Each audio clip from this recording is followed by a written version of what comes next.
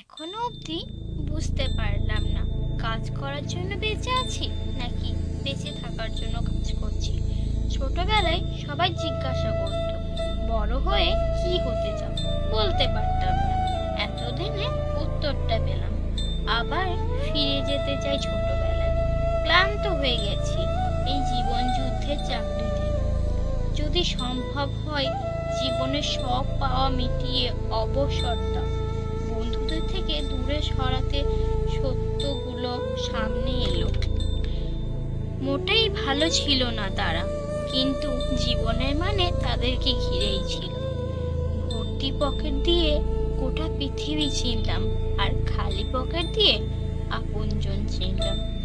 যখন টাকা উপার্জন করতে শিখলাম বুঝতে পারলাম জীবনের শখগুলো একমাত্র বাবার কষ্টে টাকা দিয়েই পূর্ণ হতো।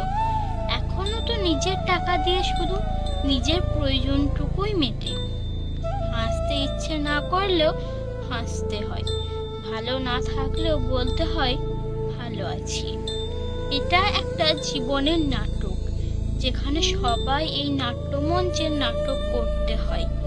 এখানে দেশলাই এর দরকার হয় না, এখানে তো মানুষ মানুষকে দেখেই জ্বলে পুড়ে মরে।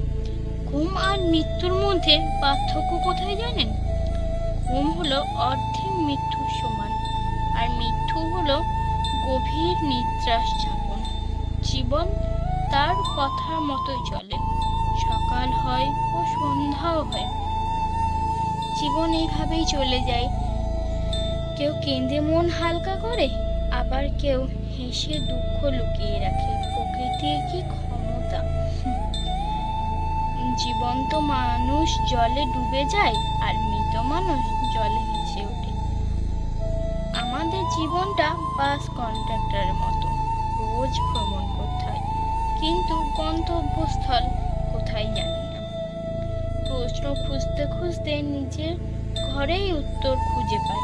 ছাদ বলে উচ্চ চিন্তাধারা কর, সিলিং ফ্যান বলে মাথা ঠান্ডা রাখ, ঘড়ি বলে প্রত্যেকটা সময় দামি, আয়না বলে কিছু বলার আগে নিজেকে দেখ, জানালা বলে বাইরের পৃথিবী দেখ, দরজা বলে লক্ষ্যে পৌঁছাতে হবে। দাগগুলো বড়ই বিচিত্র, তাই না? কপালে থাকলে নাকি ভাগ্য বদলে দেয়, শিরা কাটলে নাকি রক্ত বের হয়, সম্পর্ক কাটলে নাকি দেওয়াল তৈরি হয়।